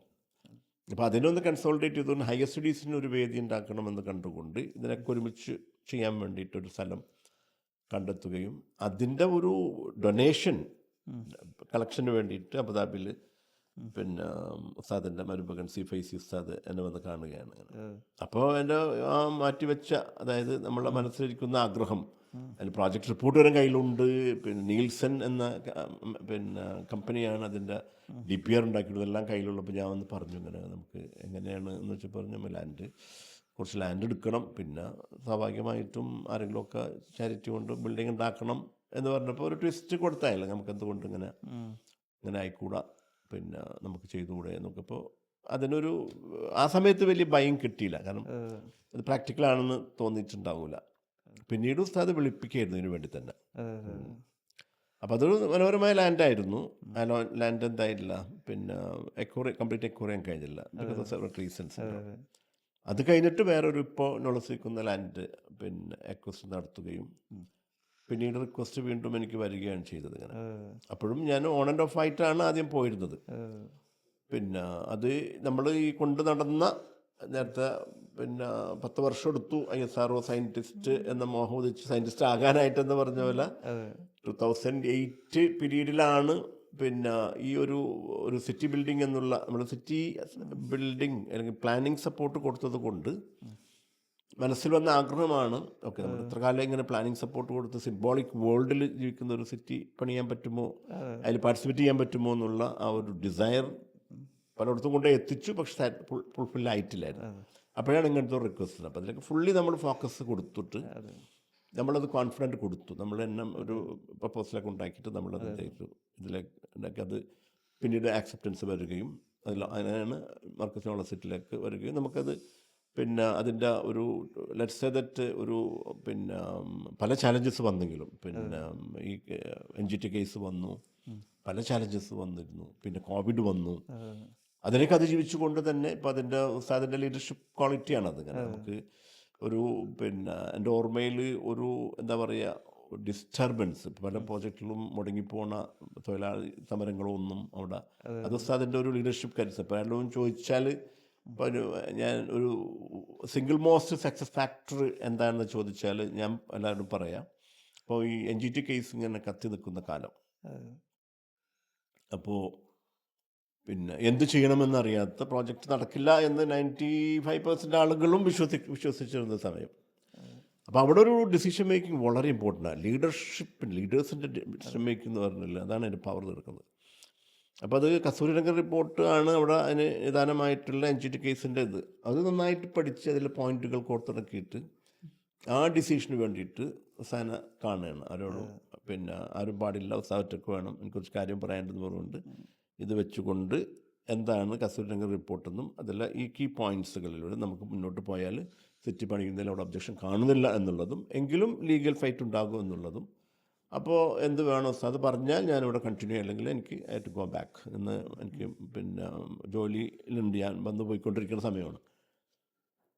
അപ്പോൾ ഇതെല്ലാം സാഗൂതം കേട്ടുകൊണ്ട് അതൊരു ഭയങ്കര ഒരു പിന്നെ ഡിസിസീവ് മൊമെൻറ്റ്സ് എനി ഡെവലപ്മെൻറ്റിൽ ഒരു ലീഡേഴ്സിൻ്റെ ഡിസിഷൻ എന്ന് പറയുന്നത് വളരെ വളരെ ഇമ്പോർട്ടൻ്റ്. ഇപ്പോൾ പലരും ഫെയിലാകുന്നതിലേക്കാണ്. ഇതെല്ലാം കേട്ടതിന് ശേഷം പിന്നെ മൂപ്പര് അവിടെ നിന്ന് എണീറ്റു. അതാണ് ഞാൻ ഉസ്താദിൽ കാണുന്ന ഒരു highest quality as A leader, ആ ഡിസിഷൻ മേക്കിംഗ് പവർ. എന്നിട്ട് പറഞ്ഞു അങ്ങനെ പിന്നെ പിന്നെ ഒരു ഖുറാനിലെ ആയത്തോതി അത് പിന്നെ ഫൈദ അസംത ഫതവക്കൽ അലല്ലാഹ്, നിങ്ങളൊരു കാര്യം തീരുമാനിച്ചു കഴിഞ്ഞാൽ പിന്നെ അവിടെ പിന്നെ റബ്ബിലേക്ക് തവക്കൽ ചെയ്യാം, പിന്നെ അള്ളാഹ് കണക്ക് നോക്കണമെന്ന് പറഞ്ഞിട്ട് ഇപ്പം അങ്ങോട്ട് എന്നോട് പ്രൊജക്റ്റ് നിൽക്കണമെന്നാണ് പറഞ്ഞില്ല. ഈ ഒരു ആയത്തോതിട്ട് അങ്ങോട്ട് പോയിട്ട് പിന്നെ നമ്മൾ തിരിച്ച് നോക്കേണ്ടി വന്നിട്ടില്ല. നമ്മളൊരു ശരിക്കും പറഞ്ഞാൽ പിന്നെ കണ്ണടച്ചുകൊണ്ട് ലീഗൽ റൂൾസും റെഗുലേഷനും നോക്കിയിരുന്ന പ്രോജക്റ്റ് ഉണ്ടാവില്ല. ആ ഒരു ഡീലർഷിപ്പിൻ്റെ ഒരു കമാൻഡ് നമ്മൾ ചെയ്യുന്നത് ജനങ്ങൾക്ക് വേണ്ടിയാണെന്നും കുട്ടികൾക്ക് പഠിക്കാൻ വേണ്ടിയാണെന്നും അതിലൂടെ വേണം സാമൂഹിക സോഷ്യോ എക്കണോമിക് ഡെവലപ്മെൻറ്റ് ഉണ്ടാക്കുന്ന ഒരു ബെനിഫിറ്റുള്ള പ്രോജക്റ്റാണെന്നും അവിടെ ആരെയും ഭയപ്പെടേണ്ട, ലെറ്റ്സ് ഗോ ഹെഡ്, നമ്മൾ ആരെയും കക്കുന്നില്ല കളക്കുന്നില്ല, ഒരു വയലേറ്റ് ചെയ്യുന്നില്ല, ഇങ്ങനൊരു ഇത് വന്നു അതിന് ഇങ്ങനെ പോംവഴികളുണ്ട്, മുന്നോട്ട് പോകുന്നു എന്നുള്ള ആ ഒരു ലീഡർഷിപ്പ് ഡിസിഷൻ തന്നെയാണ് ഇതിൻ്റെ സിംഗിൾ മോസ്റ്റ് സക്സസ് ആയിട്ട് ഞാൻ കാണുന്നത്. അപ്പോൾ നമ്മൾ പിന്നെ തിരിഞ്ഞു നോക്കിയിട്ടില്ല. കോവിഡ് നമുക്ക് പ്രശ്നമില്ലായിരുന്നു. കോവിഡ് സമയത്ത് പിന്നെ പ്രോജക്റ്റ് നടന്ന ഒരു സൈറ്റ് ഒരു പക്ഷേ അത് തന്നെ ആയിരിക്കും. രണ്ട് പിന്നെ ഗേറ്റും ക്ലോസ് ചെയ്തുകൊണ്ട് ഗവൺമെൻറ് പറഞ്ഞ ഒരു വില്ലേജ് ഓഫീസർ ഉദ്യോഗസ്ഥന്മാരൊക്കെ നന്നായിട്ട് സഹായിച്ചിട്ടുണ്ടായില്ല. ഡിസ്റ്റൻസ് പാലിച്ചുകൊണ്ട് കൺസ്ട്രക്ഷൻ നമ്മൾ സ്റ്റോപ്പ് ചെയ്തില്ല. ഒരു ഫ്യൂ ഡേയ്സിൽ നമുക്കൊരു കൺഫ്യൂഷൻ എന്ത് ചെയ്യുന്നില്ല. കാരണം ലേബേഴ്സ് പിന്നെ പല ഭാഗത്തുള്ളവർക്ക് തിരിച്ചു പോകണം, അങ്ങനെ ഒരു കൺഫ്യൂഷൻ, ഒരു 3-4 ദിവസം കൺഫ്യൂഷൻ വെച്ച് കഴിഞ്ഞാൽ വളരെ ആക്റ്റീവായിട്ട് സിറ്റി കോവിഡിൽ പോലും നമ്മുടെ പിന്നെ ഒരു വർക്ക് മുടങ്ങിയിട്ടില്ല എന്നുള്ളതാണ്. അതായത് നമ്മളെ ടീമൊക്കെ ടവറിൽ ടാലറോപ്പിൻ്റെ ടീം വരുമ്പോഴും അവർ പറഞ്ഞൊരു സംഭവമുണ്ട്, ഇങ്ങനൊരു സിറ്റി ഇല്ലേ, അവരൊരു വയനാടിൻ്റെ ആ ചുരത്തിൻ്റെ താഴെ ഇത്രയും മനോഹരമായൊരു സിറ്റി എന്ന് പറഞ്ഞു കഴിഞ്ഞാൽ, കാര്യം അതിൽ ഒരു 10,000-ഓളം ആളുകളുടെ ഒരു ലൈവ് സാന്നിധ്യം, ഇപ്പോൾ തന്നെ ഒരു 5,000 പേര് ലൈവായിട്ട് അതിൻ്റെ അകത്തുള്ള സംഭവങ്ങൾ, hospital, colleges, wellness centres, IT പാർക്കിലാണെങ്കിൽ ഇപ്പോൾ കൊമേഴ്ഷ്യൽ ഹബ്ബ് അല്ലെങ്കിൽ ഹോട്ടൽ എല്ലാം എന്ന് പറഞ്ഞാൽ ഒരു സിറ്റിക്ക് വേണ്ട എല്ലാ സംവിധാനങ്ങളും അതിൻ്റെ അകത്തുണ്ട്. മാത്രമല്ല ഒരു സസ്റ്റൈനബിലിറ്റി എന്ന് പറയുന്ന സംഭവത്തിൽ നമ്മൾ അതിൻ്റെ അഗ്രികൾച്ചർ ആണെങ്കിൽ അഗ്രികൾച്ചർ, അല്ലെങ്കിൽ അതിൻ്റെ വാട്ടർ മാനേജ്മെൻറ്റ്സ്, അങ്ങനെ ഒരു സസ്റ്റൈനബിളാണ്. അതിൽ ഇന്ത്യ ഗവൺമെൻറ് അവാർഡ് കിട്ടുമ്പോഴേക്ക് സാർ എങ്ങനെയാണ് അതിനെ കണ്ടത്? അതായത് പിന്നെ ഇതെല്ലാം ഉണ്ടല്ലോ, നമ്മൾ ഈ ബേസിക് ഞാൻ പറഞ്ഞു വരുന്നത് ആർക്കും ഉണ്ടാകേണ്ട ഒരു എബിലിറ്റി എന്ന് പറയുന്നത് അവരുടെ ഇൻറ്റൻഷൻ ക്ലിയർ ആകുക എന്നുള്ളതാണ്. What four the city is required എന്ന ക്വസ്റ്റ്യൻ നമ്മൾ ആൻസർ ചെയ്തു. നമ്മൾ പിന്നെ ഇന്നിപ്പം ഡെവലപ്മെൻറ്റ് നമ്മളിപ്പം ഫോർ എക്സാമ്പിൾ നമ്മൾ അട്രാക്റ്റ് ചെയ്തിട്ടുള്ള ചില പ്രദേശങ്ങളാണ് ഒരു വെൽ പ്ലാൻഡ്. അന്ന് യൂറോപ്പിലേക്ക് യാത്ര ചെയ്യാൻ അവസരം കിട്ടിയിട്ടില്ല. US യാത്രയിലും അതുപോലെ തന്നെ മലേഷ്യ, ദുബായ് ഒക്കെ നമുക്ക് മനസ്സിലായത് പിന്നെ ഈ പോപ്പുലേഷൻ ഗ്രോത്ത് അനുസരിച്ച് കൊണ്ട് ആ പോപ്പുലേഷനെ ഉൾക്കൊള്ളുന്ന രീതിയിലേക്കുള്ള ഹൊറിസോണ്ടൽ ഡെവലപ്മെൻറ്റ് നടക്കണം. ഒരു സിറ്റിയിൽ നിന്ന് മാറി മറുഭാഗത്തേക്ക് വാസ്റ്റ് ഭൂമിയാണല്ലോ. അതിൻ്റെ ബെസ്റ്റ് എക്സാമ്പിളാണ് മലേഷ്യ കഴിഞ്ഞാൽ UAE എന്ന് പറയുന്നത്. ആ ഓരോ സിറ്റി അവരുടെ അക്കാഡമിക് സിറ്റി അങ്ങനെ കുറേ സിറ്റികൾ അവർ ഫെസ്റ്റിവൽ സിറ്റി എന്നൊക്കെ പറഞ്ഞിട്ട് അതനുസരിച്ച് പോപ്പുലേഷൻ നമ്മൾ വരുമ്പോഴേ കേൾക്കുന്നതാണ് ഇതാർക്ക് വേണ്ടി ഉണ്ടാക്കണം, ഇതൊക്കെ നിന്ന് പോകുന്നൊക്കെ ഉള്ളത്. ഇന്നും നിർത്തിയിട്ടില്ല. ഇന്ന് പുതിയ പ്രോജക്റ്റ് അനൗൺസ് ചെയ്യുമെന്ന് കേട്ടാണ്. ഇതൊരു വിസ്ഡമാണ്. Population growth is predicted. മനസ്സിലായല്ലേ? പ്രഡിക്റ്റഡ് എന്ന് പറഞ്ഞാൽ ഇന്നത്തെ നമ്മുടെ ഡെവലപ്മെൻറ്റ്, എസ്പെഷ്യലി നമ്മൾ ഇന്ത്യയുടെ ഡെവലപ്മെൻറ്റ് എടുത്ത് നോക്കുകയാണെങ്കിൽ highly focused in the cities itself. അപ്പോൾ സിറ്റി വീർപ്പ് മുട്ടുകയാണ്. വെർട്ടിക്കലി ഗ്രോ ചെയ്യുന്നുണ്ട്, ഹൊറിസോണ്ടലി ഗ്രോ ചെയ്യുന്നില്ല. അതുകൊണ്ടാണ് നമ്മൾ കാണുന്ന ഇപ്പോൾ നമ്മൾ ഫേസ് ചെയ്യുന്ന problems. Biggest problem is the pollution. സിറ്റിൻ്റെ കേസിൽ ട്രാഫിക് കൂടി, ഒരു സിറ്റിക്ക് ഉൾക്കൊള്ളാൻ കഴിയാത്ത അത്രയും ഒരു വെർട്ടിക്കൽ ഒരു ബിൽഡിംഗ് എന്ന് പറയുന്നത് ചിലപ്പോൾ ഒരു വാർഡായിരിക്കും. അത്രമാത്രം പോപ്പുലേഷൻ അതിനകത്തുണ്ട്. അപ്പം അതിൻ്റെ ആവശ്യമുള്ള റിസോഴ്സിന് അപ്രോപ്രിയേറ്റ് മാനേജ് ചെയ്യാൻ കഴിയില്ലെങ്കിൽ it is going to be disasters. ആ ഡിസാസ്റ്റേഴ്സ് നമ്മൾ അനുഭവിച്ചുകൊണ്ടിരിക്കുന്നുണ്ട്. അത് വലിയ സിറ്റികൾ തുടങ്ങിക്കഴിഞ്ഞു. ഫോർ എക്സാമ്പിൾ നമ്മുടെ ഇന്ത്യയുടെ പല സിറ്റികളും ഹൈലി പൊല്യൂട്ടഡാണ്, മനുഷ്യൻ ജീവിക്കാൻ കഴിയാത്ത അവസ്ഥയിലേക്ക് എത്തിയിട്ടുണ്ട്. Sooner is going to happen in നമ്മളെ കേരളത്തിൻ്റെ സിറ്റിയിലേക്ക്. ആ ഒരു അന്നത്തെ അതായത് ഒരു സെറ്റ് നോംസ് വെർട്ടിക്കൽ സിറ്റിയിലേക്ക് ഫോക്കസ് ചെയ്തുകൊണ്ട് അതിന് വെച്ചാൽ ആൾ വരുള്ളൂ, അപ്പോഴേ കോസ്റ്റ് കൂടുകയുള്ളൂ എന്നത് വെച്ചുകൊണ്ട് സിറ്റി തന്നെ ഇങ്ങനെ വീർപ്പ് മുട്ടിക്കുന്നിടത്ത് മാറിയിട്ട് കൺവെൻഷനെ തെറ്റിച്ചുകൊണ്ട് ഒരു സിറ്റിൻ്റെ എവേ മാറി ഒരു ലെറ്റ്സ് ഒരു റൂറൽ ഔട്ട്ലെറ്റ് വന്നുകൊണ്ട് ഒരു സിറ്റി പണിയുക എന്നുള്ളത് ആ ഗഡ്സും ഞാൻ ആരെങ്കിലും കണ്ടിട്ടില്ല അതേ പിസാലല്ലാതെ. അതൊരു ഗഡ്സ് ഓഫ് അതായത് ഡിസിഷൻ മേക്കിംഗ്. അവിടെ ആൾ വരും, ചെയ്താൽ വരും എന്നുള്ള, അതും ഒരു സിറ്റി ഉണ്ടാക്കുന്ന ഒരു പ്രൈവറ്റ് പേഴ്സൻ്റെ കീഴിലാണ്. അതാണ് ആ ലീഡർഷിപ്പിൻ്റെ ഒരു അതർ ക്വാളിറ്റി എന്ന് പറയുന്നത്. അപ്പോൾ സ്വാഭാവികമായിട്ട് നമ്മൾ ട്രാൻസ്ലെറ്റ് നമ്മൾ പഠിച്ചതിൽ നിന്ന് മനസ്സിലായത്, for example Roosevelt made what America today എന്ന് പറയാറുണ്ട്. He started connecting the counties through the good road network. അതാണത്രേ അമേരിക്കൻ പ്രസിഡൻ്റായിരുന്ന റൂസ്വെൽറ്റ്. അദ്ദേഹം മൂന്നാമതും തിരഞ്ഞെടുക്കപ്പെട്ടു എന്നാണ് നമ്മൾ ഹിസ്റ്ററി വായിക്കാൻ കഴിയുന്നത്. ഇപ്പോഴത്തെ കാണുന്ന അമേരിക്കയുടെ ആ ഒരു ഗ്രോത്തിന് സഹായിച്ചതും ആ കണക്ടിവിറ്റിയാണത്. ഈ കൗണ്ടികൾ അവിടെ ചിലപ്പോൾ ഒരു പെട്രോൾ സ്റ്റേഷനായിരിക്കാം, അവിടെ ചെറിയൊരു സ്റ്റേഷനറി ആയിരിക്കാം, ആളുകൾക്ക് യാത്ര ചെയ്യാനൊക്കെ സൗകര്യം ഒരുക്കിയതാണ് വളർച്ച. അത് we could see that in Malaysia. Putrajaya, Cyberjaya എന്നൊക്കെ പറഞ്ഞ് ഐറ്റിൻ്റെ ഒരു പ്രോഗ്രസ് അവർ ചെയ്തു. Then Dubai has done it. ഈ രീതിയിൽ നമുക്ക് ഒരു എക്സാമ്പിൾ പറയാൻ പറ്റിയ. അപ്പോൾ നമുക്കറിയാം ഗവൺമെൻറ് ഓഫ് ഇന്ത്യ ആഗ്രഹിച്ച ചില ഫാക്ടേഴ്സാണ്. ഫോർ എക്സാമ്പിൾ ഇന്ത്യയുടെ സ്ട്രെങ്ത് കിടക്കുന്നത് മഹാത്മാഗാന്ധി പറഞ്ഞതുപോലെ ഇറ്റ് ഈസ് ഇൻ ദി ആത്മാവ് soul of India is in its villages എന്ന് പറഞ്ഞ പോലെ നമ്മുടെ നാച്ചുറൽ റിസോഴ്സ് അവിടെയാണ് ഉള്ളത്. നമ്മുടെ GDPക്ക് ഏറ്റവും നല്ല കോൺട്രിബ്യൂഷൻ കൊടുക്കുന്ന വില്ലേജിനാണ്. പക്ഷേ വില്ലേജ് ഡെവലപ്പ് ചെയ്യുന്നില്ല. ഗവൺമെൻറ് അങ്ങനെ ഒരു പ്രോജക്റ്റ് ഉണ്ടായിരുന്നു, PURA, providing urban amenities rural area. ഇതിൻ്റെ വൺ ഓഫ് ദ ഫൈനസ്റ്റ് എക്സാമ്പിളാണ് മർക്കസ് നോളജ് എന്ന് പറയുന്നത്. It came to in completely rural outlet, build a city with a complete urban amenities, complying with all the rules and regulations. അതതിൻ്റെ beauty. പല കംപ്ലൈൻറ്റിൽ വരുമ്പോഴും എല്ലാവർക്കും വന്ന് പരിശോധിക്കാവുന്നതാണ്. 100% കംപ്ലയൻസ് വിത്ത് ഇവിടുത്തെ കേരളത്തിൻ്റെയും ബിൽഡിംഗ് റൂൾസ് മാത്രമല്ല, നമ്മൾ പറഞ്ഞ സ്മാർട്ട് സിറ്റി കൗൺസിലിൻ്റെ റൂൾസും അതുപോലെ തന്നെ UNSDG UN സസ്റ്റൈനബിൾ ഡെവലപ്മെൻറ്റ് ഗോൾസുകളെല്ലാം കംപ്ലൈ ചെയ്തുകൊണ്ട്, അതുകൊണ്ട് നമുക്ക് ആ ധൈര്യം വന്നത് അതിനെ കൊണ്ടുപോയിട്ട് UN ഹെഡ്ക്വാർട്ടേഴ്സ് കൊണ്ട് പ്രസൻറ്റ് ചെയ്യാനും വേൾഡ് കോൺഗ്രസ് അത്തരം കോൺഫറൻസിൽ പ്രസൻറ്റ് ചെയ്യാനും അവാർഡ് പോലും അത് അവർ പഠിച്ചിട്ട് തന്നെ തന്നത്. അപ്പോൾ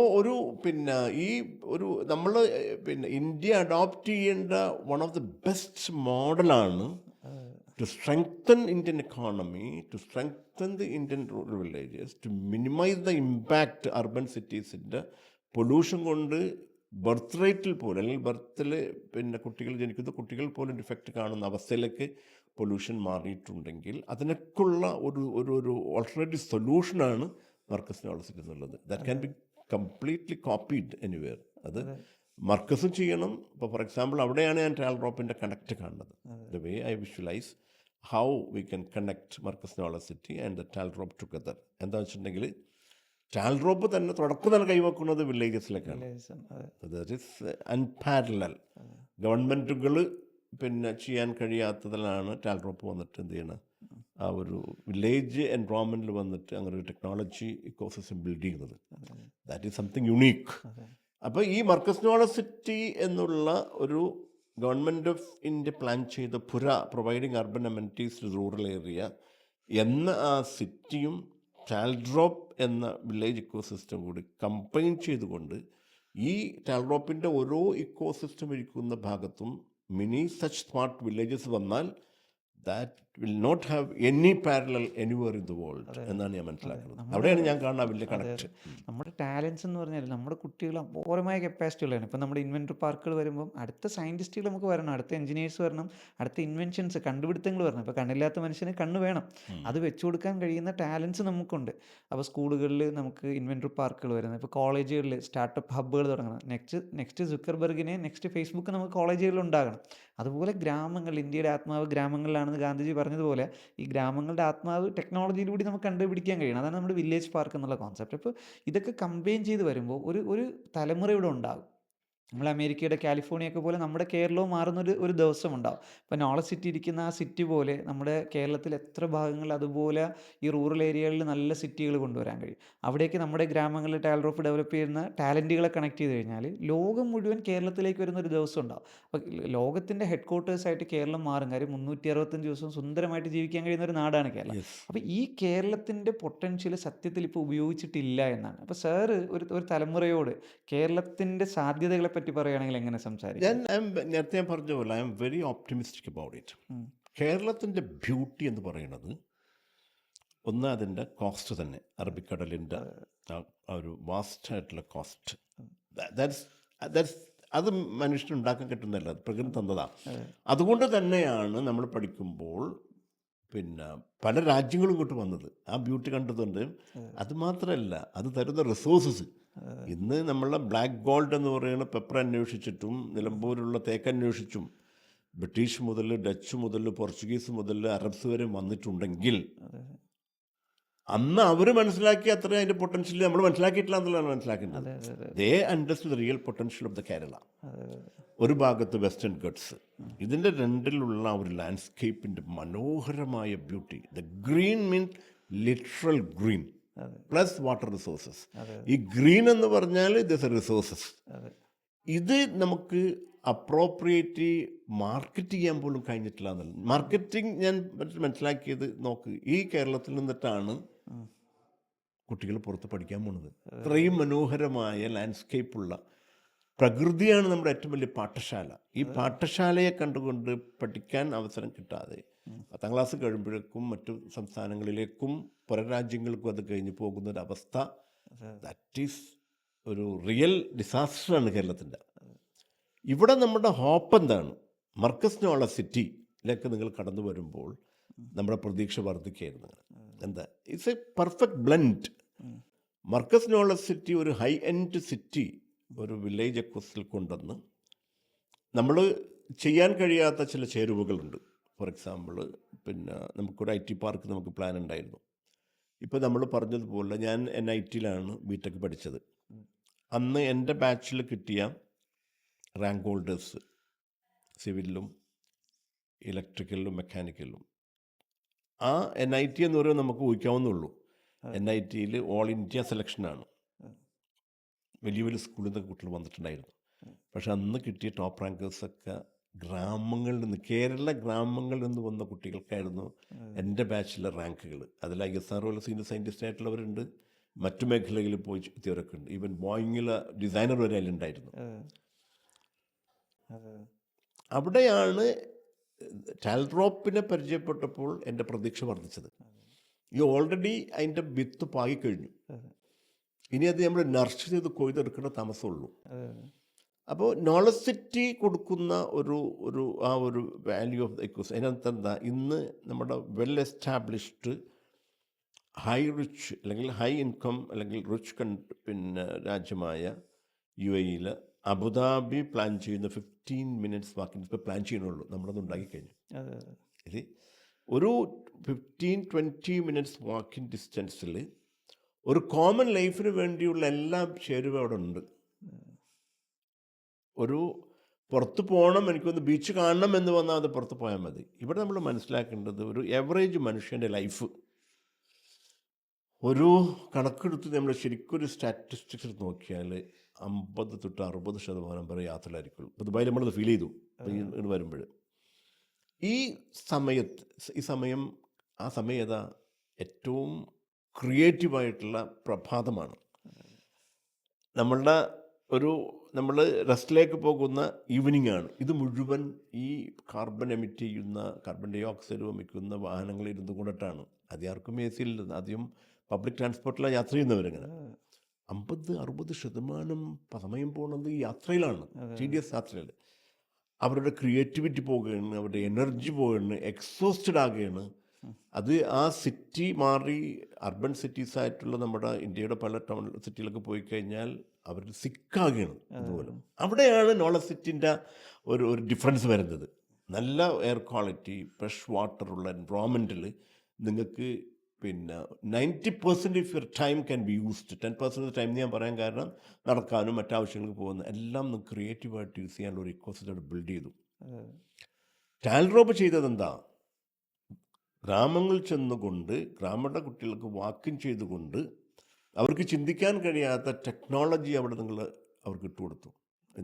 most modern technology such as artificial ഇൻ്റലിജൻസിൽ അവർക്ക് ചെയ്യാം, AR VR ചെയ്യാം. ഈ ഒരു ഇക്വസ്റ്റൻ ക്രിയേറ്റ് ചെയ്ത് കൊടുത്തു.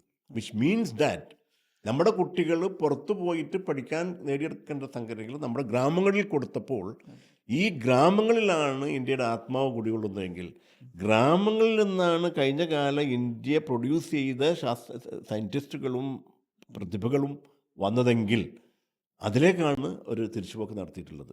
അവിടെ the future is going to be amazing. അവിടെ നമുക്ക് വേണ്ടത് അബ്സല്യൂട്ട് പ്ലാനിങ്. അവിടെ നമ്മൾ ഈ മർക്കസ് നോളജ് സിറ്റിയുടെ ആ ഒരു ഡെവലപ്മെൻറ്റ് മോഡലിനെ ലിറ്ററൽ കോപ്പി ചെയ്തുകൊണ്ട് ടാൽറോപ്പ് ഇപ്പോൾ സ്ഥാപിച്ചിട്ടുള്ള വില്ലേജ് ഇക്കോസിസ്റ്റത്തിലേക്ക് അല്ലെങ്കിൽ വില്ലേജ് പാർക്കുകളിലേക്കും അവിടെ ഒരു സ്മാർട്ട് വില്ലേജസ് കൊണ്ടുവന്ന് ഇവരുടെ ഗ്രോത്തിൽ ഇവിടെ തന്നെ അവർക്കൊരു ഫാമിലി എൻവയോൺമെൻറ്റും അവരുടെ ആ ഒരു ലൈഫിൻ്റെ നല്ല സമയവും ഒരു ഗവേഷണത്തിൻ്റെ നടുവിലും വായനയുടെ നടുവിലും പഠനത്തിൻ്റെ നടുവിലും ചെയ്യാൻ പറ്റുന്ന ഒരു സ്മാർട്ട് വില്ലേജസ് ചെയ്യും. അവിടെ തന്നെ അതിനാവശ്യമായിട്ടുള്ള വില്ലേജ് ഡിസ്പെൻസറികളും വെൽനസ് സെൻറ്ററുകളും കൊണ്ടുവന്ന് കഴിഞ്ഞിട്ടുണ്ടെങ്കിൽ നമ്മൾ പറഞ്ഞ ലോകം ഇന്ന് അനുഭവിക്കുന്ന ഈ അർബൻ സിറ്റിയിലേക്ക് വരുന്ന ഈ ജോലി അന്വേഷണങ്ങൾ ആദ്യം വരുന്നത് ആ വീർപ്പുമുട്ടൽ മാറ്റി ഒരു ബാലൻസ്ഡ് ഒരു ഗ്രോത്ത് ഡെവലപ്മെൻറ്റിന് നമുക്ക് പ്രോമിസ് ചെയ്യാൻ പറ്റും. അതാണ് ഞാൻ കാണുന്ന one of the biggest advantage of the experience and the ecosystem we have developed and gained in the Marcus Nollers City. അതിൻ്റെ മിനിയേച്ചറുകളിൽ ടാൽറോപ്പിൻ്റെ ഇക്കോസിസ്റ്റത്തിൻ്റെ വരുമ്പോൾ ആ സ്മാർട്ട് വില്ലേജിനെ പവർ ചെയ്യേണ്ടത് അല്ലെങ്കിൽ എൻജിനായി മാറേണ്ടത് ഈ ടാൽറോപ്പ് വില്ലേജുകളാണ്. Just visualise that day that many cities അല്ലെങ്കിൽ smart villages are coming across Kerala along with the technological development. അവിടെ നമ്മൾ മനസ്സിൽ കോർത്തിട്ട 1-2 പ്രോജക്റ്റുകളാണ് എനിക്കിപ്പോൾ ഓർമ്മ വരുന്നത്. സമയമുണ്ടെങ്കിൽ നമുക്കത് പറയാം. അല്ല, ഇതിലിപ്പോൾ സാറിപ്പോൾ നോക്കുമ്പോൾ സാറിൻ്റെ ഒരു ജേണി ഒരു ഭയങ്കര ഇൻസ്പയറിങ് ജേണിയാണ്. കാര്യം എന്ന് പറഞ്ഞാൽ ഒരു തലമുറ ആഗ്രഹിക്കുന്ന ഒരു സംവിധാനം. ഞാൻ കണ്ടതിൽ ഏറ്റവും വലിയൊരു ഞാൻ കുട്ടികളോടും പറയാറുള്ള ഒരു സംഭവം, സാറിൻ്റെ ലൈഫിൽ നിന്ന് എടുക്കേണ്ട ഒരു സംവിധാനം നെവർ സെറ്റിൽ. ഒരു സംഭവത്തിൽ തന്നെ അങ്ങ് സെറ്റിലായിട്ടിരിക്കുന്നതിന് പകരം അത് കംഫർട്ടായിട്ട് ഇരിക്കുന്ന സമയത്ത്, അത് ഏറ്റവും അച്ചീവ് ചെയ്യുന്ന സമയത്ത് അതിനേക്കാളും വലിയ ചലഞ്ചിലേക്ക് പോവാം. അതിൽ നിന്ന് അടുത്ത ചലഞ്ചിലേക്ക് പോവാം. അവിടുന്ന് ഏറ്റവും വലിയ സാലറി, ഹൈ സാലറിയിൽ GCCയിൽ ഇരിക്കുമ്പോൾ അതെല്ലാം ഉപേക്ഷിച്ച് ഒന്നുമല്ലാതെ എന്താകുമെന്ന് പോലും അറിയാത്ത ഒരു സിറ്റി ബിൽഡ് ചെയ്യാൻ വേണ്ടിയിട്ട് ഇറങ്ങുക. അതിനെ ബിൽഡ് ചെയ്ത് കഴിഞ്ഞ് അടുത്ത ലൈഫിൽ അടുത്തടുത്ത ചലഞ്ചുകളിലേക്ക് പോകും. അപ്പോൾ ഇങ്ങനെ ഈ ഒരു നമ്മളെല്ലാവരും നേരിടുന്ന ഒരു വെല്ലുവിളി എന്ന് പറഞ്ഞാൽ അവരവരുടെ കംഫർട്ട് സോണിലേക്ക് ഒതുങ്ങുക എന്നുള്ളതാണ്. അപ്പോൾ അവിടെ നിന്നിട്ട് സാർ ഇപ്പോൾ പറഞ്ഞതുപോലെ ഇതെല്ലാം ബിൽഡ് ചെയ്തു. അടുത്ത സാറ് സ്വപ്ന പദ്ധതികളെ പറ്റി പറയുന്നുണ്ട്. സ്വപ്ന പദ്ധതികൾ നടപ്പിലാകണമെന്ന് പറയുന്നുണ്ട്. അപ്പോൾ നമ്മളുടെ കാണുന്നവർക്ക് വേണ്ടിയിട്ട് സാർ ഇനി വിഭാവനം ചെയ്യുന്ന സാറിൻ്റെ ആ പ്രോജക്റ്റുകളും കൂടി പറഞ്ഞ് നമുക്ക് അതെ, അതായത് നമ്മൾ നമുക്ക് ലേൺ ചെയ്ത ചില ലെസൺസ് ഉണ്ട്. ഒരു കാര്യം ഷുവറായിട്ട് നമുക്ക് പറയാൻ പറ്റും. ഇപ്പോൾ ഞാൻ നേരത്തെ പറഞ്ഞ പോലെ ഐ വാസ് ഫോർച്ചുനേറ്റ്. ഈ താലോലു സമൂഹത്തിൻ്റെ ആയാലും പാരൻസിൻ്റെ ആയാലും ടീച്ചേഴ്സിൻ്റെ ആയാലും ഒരു സപ്പോർട്ട് നമുക്ക് കിട്ടിയിട്ടുണ്ട് വളർച്ചയിൽ. Can you give back that to the people? ഇന്നത്തെ ചാലഞ്ച് നമ്മളിപ്പം ജെൻസി എന്ന് പറഞ്ഞിട്ട് അവരെ ബ്ലെയിം ചെയ്തുകൊണ്ടിരിക്കുന്ന സിറ്റുവേഷൻ മാറി. അവരുടെ ഇപ്പം എൻ്റെ കയ്യിലിരിക്കണമെന്നത് ഒരു പിന്നെ സ്മാർട്ട് ഫോൺ എന്ന് പറയുന്നത്, അല്ലെങ്കിൽ ഇന്നത്തെ ജെൻസി കുട്ടികളുടെ കയ്യിലുള്ള ഒരു സ്മാർട്ട് ഫോൺ എന്ന് പറയുന്നത്, ഞാൻ ISRO വർക്ക് ചെയ്യുമ്പോൾ അന്നത്തെ ഒരു mid range super computer VAX 11 780 capacity ഉണ്ട് ഇന്നത്തെ സ്മാർട്ട് ഫോണിന്. അത് തിരഞ്ഞെടുക്കപ്പെട്ട ഏതാനും ചിലർക്ക് മാത്രം ആക്സസ് കിട്ടിയ സാധനം ഇത് എല്ലാവരുടെ കയ്യിലുള്ള സാധനത്തെ അവരുടെ വിരൽത്തുമ്പിലാണ് അവർക്ക് വേണ്ട ക്വസ്റ്റ്യൻസും ആൻസറുകളും ഡാറ്റയും ഇൻഫർമേഷനൊക്കെ ഉള്ളതെങ്കിൽ ഈ ടാലൻസിനെ നമുക്ക് എങ്ങനെ ഓപ്റ്റിമലി യൂസ് ചെയ്യുക എന്നുള്ളതാണ്. അവിടെ ടാലൻ്റ് ഗ്രൂപ്പ് സക്സസ് ആയിട്ടുണ്ട്. നിങ്ങൾ എക്സാമ്പിളായിട്ട് കാണിക്കുന്ന പിന്നെ മഹാദേവനും സിയാദൊക്കെ നമ്മൾ ആ ഓപ്പർച്യൂണിറ്റി കൊടുത്തത് കൊണ്ടാണ്. അപ്പോൾ നമ്മൾ ചിന്തിക്കേണ്ടത് പിന്നെ നമ്മുടെ കഴിഞ്ഞ കാലങ്ങളിലെ സയൻറ്റിസ്റ്റുകളുടെ പരമ്പരയിലേക്ക് പോയി കഴിഞ്ഞാൽ അവരൊന്നും തന്നെ നമ്മളീ കാണുന്ന പിന്നെ ഈ മോസ്റ്റ് മോഡേണൈസ്ഡ് എൻവയോൺമെൻറ്റ് കിട്ടിയവരല്ലായിരുന്നു. പക്ഷേ അവർ ഡെവലപ്പ് ചെയ്ത ഒരു സംഗതികളായിരുന്നു. അവർ തന്നെ അവർക്ക് ആവശ്യമുള്ളത് ഇപ്പോൾ ഗലീലിയോ ആയാലും അങ്ങനെയൊക്കെ എടുത്ത് നോക്കിയാൽ ഇവിടെ ഇപ്പോൾ ഉള്ളത് ഓപ്പർച്യൂണിറ്റി എന്ന് പറയുന്നത് നമുക്ക് ടാലൻറ്റ് എക്കോസിസ്റ്റം മാത്രം എടുക്കാം. ഒരു കുട്ടിക്ക് അവിടെ വന്നുകൊണ്ട് സ്പേസ് ടെക്നോളജിയെക്കുറിച്ചും അതിൻ്റെ എക്സ്പ്ലോറേഷനെ കുറിച്ചും സ്പേസിനെ കുറിച്ചും നമുക്ക് ഇന്ന് പിന്നെ നമുക്ക് വന്നുകൊണ്ടിരിക്കുന്ന IT മേഖലകളെ കുറിച്ചിട്ടൊക്കെയുള്ള ആ ഒരു ഇനഫ് റിസോഴ്സസ് അവരുടെ ആ ഒരു ബസ്സിലേക്ക് പോയി യാത്ര ചെയ്ത് വീട്ടിലേക്ക് വരുന്ന സമയം മാത്രം ചിലവഴിച്ചാൽ നമ്മൾ പറയുന്നത് പിന്നെ that will be one of the best contribution we can give for the national development എന്ന് പറയുന്നത്. അത് മർക്കസ് നോളജ് സിറ്റി ഉണ്ടാക്കിയ പ്രയാസം അതിലുണ്ടായില്ലെന്ന് ഞാൻ വിശ്വസിക്കുന്നു. അതിൻ്റെ ഒരു പെറ്റുനോവ് എന്നുള്ളൊരു സംഭവത്തെക്കുറിച്ച് പറയാറുണ്ടെങ്കിൽ ഒരു പ്രസവിച്ച അമ്മയ്ക്ക് അതിൻ്റെ വേദന അറിയൂ എന്നത് പറഞ്ഞ പോലെ ഒരു സിറ്റി ഡെവലപ്മെൻറ്റിൽ ഇന്നത്തെ എക്സിസ്റ്റിംഗ് റെഗുലേഷൻസും ആളുകളുടെ മൈൻഡ് സെറ്റ് എന്ത് ഡെവലപ്മെൻറ്റും പിന്നെ നെഗറ്റീവായി കാണുന്ന ഒരു സമൂഹത്തിന് മുമ്പിലേക്ക് അത്തരം റെസിസ്റ്റൻസ് ഇല്ലാതെ ഒരു ചെയിൻ ഓഫ് സച്ച് സിസ്റ്റത്തെ പിന്നെ ബ്രിങ് ഔട്ട് ചെയ്യാൻ ഞാൻ മനസ്സിലാക്കുന്നത് ടാലൻറ്റ് കഴിയുമെന്നുള്ളതാണ്. ടാലൻറ്റ് ഇക്കോസിസ്റ്റം കഴിയുമെന്നുള്ളതാണ്. ബെസ്റ്റ് എക്സാമ്പിൾ നമ്മുടെ മനസ്സിൽ കോറിയിട്ട ഒരു പ്രോജക്റ്റാണ്. എൻ്റെ ഒരു ഫ്രെയിം അല്ലെങ്കിൽ ഒരു ക്യാൻവാസ് റെഡിയാണ്. ഫോർ എക്സാമ്പിൾ നമ്മൾ പിന്നെ ഇന്ത്യയുടെ GDP ഒക്കെ ഉപരി ഹൈ ആയിരുന്നൊരു കാലത്തെക്കുറിച്ചിട്ട് പലരും സംസാരിക്കുന്നുണ്ട്.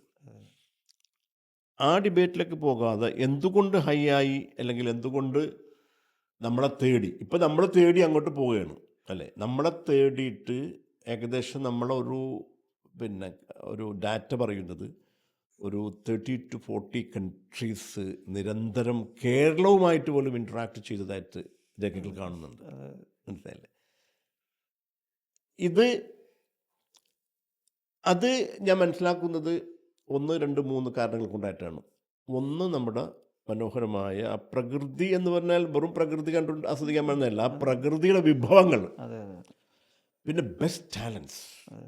അതിൽ നമ്മൾ മനസ്സിലാക്കേണ്ടത് നമ്മൾ ഈ പറയുന്ന നമ്മുടെ കലാവിരുത് അല്ലെങ്കിൽ ആർട്ടിസാൻസ്, ശില്പങ്ങൾ നമുക്ക് ഉണ്ടാക്കാൻ പറ്റുന്ന അതിൻ്റെ ഒരു സ്റ്റാറ്റിക്സ് കാണിക്കുന്നത് ഇന്ത്യയിൽ അവൈലബിൾ ആയിട്ടുള്ള നാച്ചുറൽ റിസോഴ്സസ് കൊണ്ട് തന്നെ നമുക്ക് ഇന്ന് ഫോർ എക്സാമ്പിൾ അതിൻ്റെ ബെസ്റ്റ് മോഡലാണ് ഐക്കിയയുടെ നമ്മുടെ ഹോമിന് ആവശ്യമുള്ള എല്ലാ സാധനങ്ങളും പലതും ഗ്രാമങ്ങളിൽ തന്നെ വരുന്നത്ര. ഇപ്പോൾ നമ്മുടെ ഈ ഒരു ബാക്ക്ഗ്രൗണ്ടിൽ കാണുന്ന ആ പിന്നെ ആർട്ട് വർക്ക് തന്നെ എടുത്താൽ that what a good market across board. Everybody needs that. I'm proud of keeping a natural product in my. അത് വുഡ് കൊണ്ടുണ്ടാക്കിയതാകാം, ബ്രാസ് കൊണ്ടുണ്ടാക്കിയാകാം, പോർസിലിൻ കൊണ്ടുണ്ടാക്കിയാകാം. ഈ നാച്ചുറൽ റിസോഴ്സും ഈ കൈവിരുദ്ധം കൂടി കൂട്ടിച്ചേർന്നാൽ you are talking about the $1 billion industry. ഇന്ന് അവരെന്താ ചെയ്യണത്? അവരത് ഉണ്ടാക്കിയിട്ട് സാധുക്കൾ കൊണ്ട് ചുമന്ന് നടന്നിട്ട് റോഡ് വർക്കിട്ട് വെക്കുകയാണ്. ഏത് ഒരു രാജാവിൻ്റെയും പ്രസിഡൻ്റിൻ്റെയും പ്രൈം മിനിസ്റ്ററെയും ടേബിളിൻ്റെ പുറത്ത് വെച്ചിട്ടുള്ള ആ മനോഹര ശില്പങ്ങൾ ഉണ്ടാക്കുന്നവർ ഇന്ന് ലേബറും അതിനിടയിൽ വരുന്ന സപ്ലൈ ചെയിൻ അവർ റിച്ച് ആകുന്ന ഒരവസ്ഥ മാറിയിട്ട് ഈ വില്ലേജ് ഇക്കോസിസ്റ്റത്തിൽ ഈ നാച്ചുറൽ റിസോഴ്സസിന് അവൈലബിൾ ആയിട്ടുള്ള നാച്ചുറൽ റിസോഴ്സിനെയും ഹ്യൂമൻ റിസോഴ്സിനും ബ്ലെൻഡ് ചെയ്തുകൊണ്ട് imagine a day we are going to solve the problems of the people. അത് ഹെൽത്ത് ആകാം, മറ്റേതാകാം. അവരുടെ ആ ഒരു ക്രിയേറ്റിവിറ്റി ഉപയോഗിച്ചുകൊണ്ട് അവർക്കൊരു തൊഴിലുറപ്പ് അല്ലെങ്കിൽ തൊഴിൽ ഉറപ്പ് കൊടുത്തുകൊണ്ട് നമ്മുടെ ആ ക്രിയേറ്റിവിറ്റി വളർത്തിക്കൊണ്ട് അത് കുരുമുളകിനെ പ്രോസസ്സ് ചെയ്തിട്ടാകാം, അത് അവിടെയുള്ള മണ്ണ് ഉപയോഗിച്ച് കൊണ്ടിട്ട് പിന്നെ കലം ഉണ്ടാക്കിയിട്ടാകാം, അല്ലെങ്കിൽ ആവശ്യമുള്ള LED ബൾബ് ഉണ്ടാക്കിയിട്ടാകാം, അവർക്ക് ആവശ്യമുള്ള മോട്ടറും പമ്പ്സും സോപ്പും ഒക്കെ ഉണ്ടാക്കിയിട്ടാകാം. ഈ ഒരു ഡേ വിഷ്വലൈസ് ചെയ്താൽ I strongly believe that is what the India needed. ഇന്ത്യയുടെ സ്ട്രോങ്ങസ്റ്റ് എക്കണോമിക്കുള്ള $1 trillion എക്കണോമിക്കുള്ള you are talking about 1.4 to 1.6 billion people. അവരുടെ റിക്വയർമെൻറ്റ് മാത്രം മേക്കിംഗ് ഇൻ ഇന്ത്യ എന്ന് വെച്ചാൽ എന്താണ്? എനിക്ക് വേണ്ടതെല്ലാം എൻ്റെ രാജ്യത്തുണ്ട്. ഞാനൊരാളോട് ഫൈറ്റ് ചെയ്യാനല്ല. അതാണ് ഗാന്ധി നമ്മൾ പറഞ്ഞു തന്നത്. എന്താ ഉപ്പ് സത്യാഗ്രഹം? എൻ്റെ ബേസിക് ആവശ്യമുള്ള ഉപ്പ് ഉണ്ടാക്കാൻ എനിക്കറിയാം, എനിക്ക് ആവശ്യമുള്ള ഡ്രസ്സ് ഉണ്ടാക്കാൻ എനിക്കറിയാം. ഇതിലേക്ക് നമ്മൾ തിരിച്ചു പോകണം. അതാണ് ഞാൻ കാണുന്ന ടാൽറോപ്പിൻ്റെ റോൾ. ദാറ്റ്സ് നമ്മുടെ മനസ്സിലൊരു ചിത്രമാണ് സിറ്റി, പിന്നെ for the city of the hope. ഈ ഈ ഈ ഇത് ഈ 2ാം തലമുറയോ 3ാം തലമുറയോ അതിലേക്ക് വരാൻ തയ്യാറല്ല. ഈ കലാസൃഷ്ടിയുള്ള ഒരു കാർപ്പൻറ്ററായാലും ഒരു ബിൽഡറായാലും. ഇന്നിപ്പം നമ്മൾ പിന്നെ പത്രത്തിൽ വായിച്ച ഒരു പിന്നെ വേൾഡ് എക്കണോമിക് ഫോറത്തിൽ വായിച്ച തീരുമാനങ്ങളിൽ ഒന്നാണ് ഇനി നാളേക്ക് ആവശ്യമായിട്ട് വരുന്ന ബിഗ് ഡാറ്റ സെൻറ്റേഴ്സിന്. നമ്മളിപ്പോൾ എന്താ ആശങ്കയിലാണ്? എന്താണ്? ജോലി നഷ്ടപ്പെടാൻ പോകുന്നത്, 50% ഓഫ് ദ ജോലി നമുക്ക് പോകും എന്ന് പറഞ്ഞുകൊടുത്താൽ പറഞ്ഞത് $1 trillion, $7 trillion പിന്നെ വാല്യൂ ഉള്ള കൺസ്ട്രക്ഷൻ തുടങ്ങാൻ പോകുന്നത്. എന്ത് ഡാറ്റാ സെൻറ്റർ ഹോസ്റ്റ് ചെയ്യാനുള്ള അവിടെ പ്ലംബേഴ്സിന് വേണം, അവിടെ ടെക്നീഷ്യൻസിന് വേണം, കൺസ്ട്രക്ഷൻ ടീമിനെ വേണം, ബിൽഡേഴ്സിന് വേണം എന്ന് പറയുമ്പോൾ പിന്നെ എന്തിനാണ് നമ്മുടെ റിസോഴ്സ് ഉള്ളത്? ഇന്ത്യയിൽ പരന്നു കിടക്കുന്ന ഇത്തരം റിസോഴ്സിനെ കൺസോൾഡേറ്റ് ചെയ്യാൻ ഇന്നത്തെ ടാൽറോപ്പിൻ്റെ ക്വസ്റ്റിന് കഴിയും. ഈ ഗ്രാമങ്ങൾ ജസ്റ്റ് വിഷ്വലൈസ്. ആർക്കും സമയമില്ല. രാവിലെ എണീക്കുന്നു, അവരെ ഒരു മേക്കേഴ്സ് ഹബിലേക്ക് പോകുന്നു, there making things, there getting trained. അതിലേക്ക് പിന്നെ IT കുരുമുളക് കയറ്റിയിരുന്ന നമ്മൾ പിന്നെ ഡിജിറ്റൽ വേൾഡ് പിന്നെ ബിറ്റ്സ് ആൻഡ് ബൈറ്റ്സ് നമ്മൾ അയച്ചു കൊടുത്തു. ഇനി നമ്മൾ അയച്ചു കൊടുക്കേണ്ടത് ലോകത്തിന് ആവശ്യമുള്ള എന്തൊക്കെയാണ്? റോക്കറ്റാണെങ്കിൽ റോക്കറ്റ്, സൂപ്പർ കമ്പ്യൂട്ടർ, അത് പിന്നെ വൈഫൈ ഡിവൈസാണോ, അവരെ പ്രശ്നം സോൾവ് ചെയ്യാൻ പറ്റുന്ന അത്തരം ഇതിലേക്ക് കൂടിയുള്ള ഒരു ഇക്കോസിസ്റ്റം നമുക്ക് ക്രിയേറ്റ് ചെയ്യപ്പെടേണ്ടതുണ്ട്. അവിടെയാണ് India is going to stand up as an strongest economy എന്ന് മനസ്സിലാക്കുന്നത്. അത് ടാൽറോപ്പിന് കഴിയുമെന്നാണ് ഞാൻ വിശ്വസിക്കുന്നത്. By utilising the current ecosystem properly with the best plan. ഒരു വില്ലേജിലേക്ക് പോയിക്കൊണ്ട് അവിടുത്തെ പിന്നെ ഒരു സർവേ നടത്തി അവിടുത്തെ റിസോഴ്സ് ഐഡൻറ്റിഫൈ ചെയ്ത് natural and human resource identify ചെയ്തുകൊണ്ട് how that can be blend together to produce what we need and also what the world need. അപ്പോൾ വേൾഡ് എന്തിനു വേണ്ടി നമ്മുടെ അടുത്തേക്ക് വന്നു എന്നത് നമ്മൾ ആദ്യം അനലൈസ് ചെയ്യണം. ഈ 40-40 രാജ്യങ്ങൾ, പ്രത്യേകിച്ച് കേരളമായിട്ട് നല്ല ഇൻട്രാക്ഷൻ ഉണ്ടായി എന്നുള്ളത് എന്തിന് നമ്മുടെ വെള്ളവും മരവും കൊണ്ട് വന്നതല്ല. The came for something the need. അതിപ്പോഴും ഉണ്ട്. നമ്മൾ സ്ട്രഗിൾ ചെയ്യാണ്. IT പാർക്ക് ഉണ്ടാക്കുന്നു, സൈബർ പാർക്ക് ഉണ്ടാക്കുന്നു, എന്നിട്ട് നമ്മൾ പറയുന്നു ജോലി നഷ്ടപ്പെടാൻ പോകുന്നു പറയുന്നു. ഇവിടെ ജോലി ക്രിയേറ്റ് ചെയ്യപ്പെടാൻ പോകുന്നു. അതിൻ്റെ സ്റ്റെപ്പുകൾ ടാൽറോപ്പ് എടുത്തു കഴിഞ്ഞു. Now we need to strengthen it. നല്ല അപ്രോപ്രിയേറ്റ് സർവേ നടത്തിയിട്ട് we need to create such ecosystem. Knowledge സിറ്റിയുടെ ഒരു മിനിയേച്ചർ വില്ലേജുകൾ നമ്മൾ ആ മോഡൽ സക്സസ്ഫുൾ ഉണ്ടാക്കിയെങ്കിൽ നമുക്ക് വില്ലേജ് ഉണ്ടാക്കാൻ പ്രയാസമില്ല. എന്നിട്ട് ഇത്തരം ഹബ്ബുകൾ തുറന്നു കൊടുക്കുക ആളുകൾക്ക്.